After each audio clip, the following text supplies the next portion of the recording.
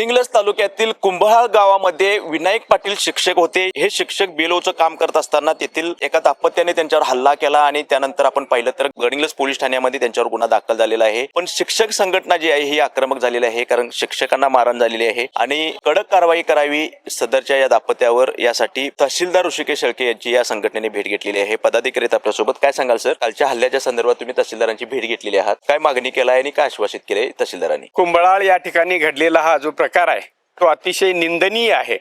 या संदर्भात कालच तहसीलदार साहेबांनी त्या संबंधित व्यक्तीवर FIR दाखल केलेला आहे। इथून पुढे असा प्रकार तालुक्यामध्ये कुणावरही येऊ नये, कुठल्याही BLOवर होऊ नये, या संदर्भात आम्ही तहसीलदार साहेबांची भेट घेतली।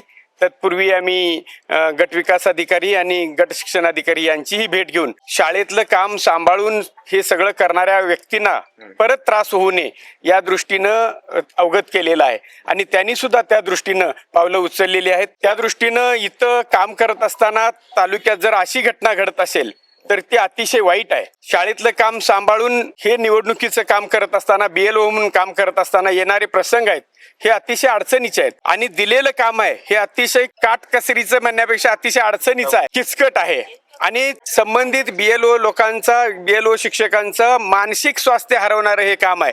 तरी पण ते मन लावून काम करत आहेत आणि अशा वेळी जर असे आघात होत असतील आमच्या गुरुजनांच्यावर तर ते आघात शिक्षक संघटना म्हणून आमचा कुठलाही प्राथमिक शिक्षक किंवा इतर कुठल्याही संघटना हे सहन करणार नाहीत।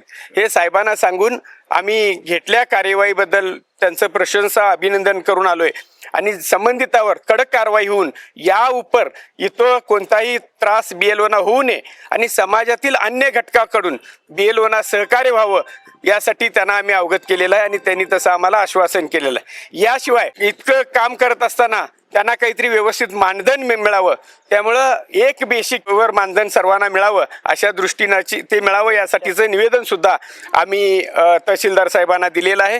त्याची कार्यवाही निवडणूक आयोगापर्यंत होऊन त्याची निश्चितपणे कार्यवाही होईल।